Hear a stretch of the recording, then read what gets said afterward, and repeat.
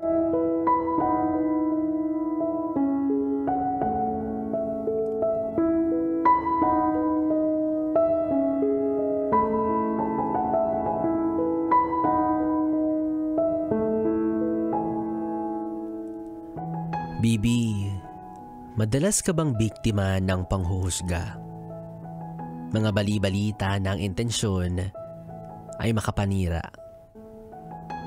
Mga haka-haka na hindi naman tama.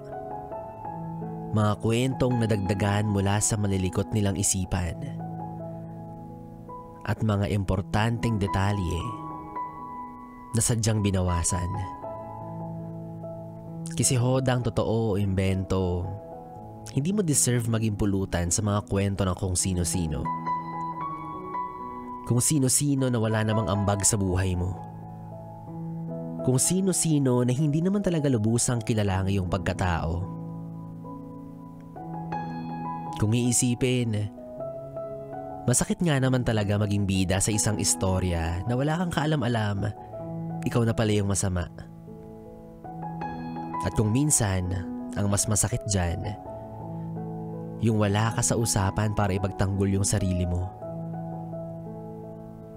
Pero mukhang hindi naman na kailangan. Kwento nila yan eh. Mali ka talaga dyan. Sabi nila ganito ganyan ka raw. Sabi yan ng mga taong walang magawang matino sa buhay nila araw-araw. Kaya bakit mo sila pag-aaksiyahan ng panahon? Kung alam mo naman din sa sarili mo ang tamang tugon, ang mas lalong umahon. Kasi ganyan sila.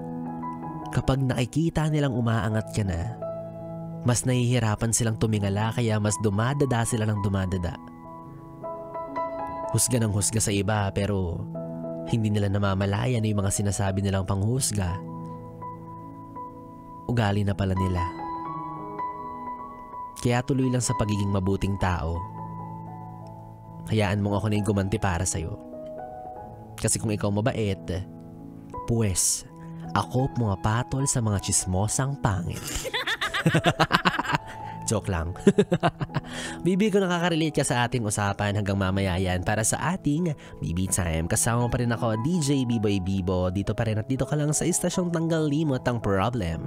Ang 101.1, Yes FM. 101.1 Yes FM.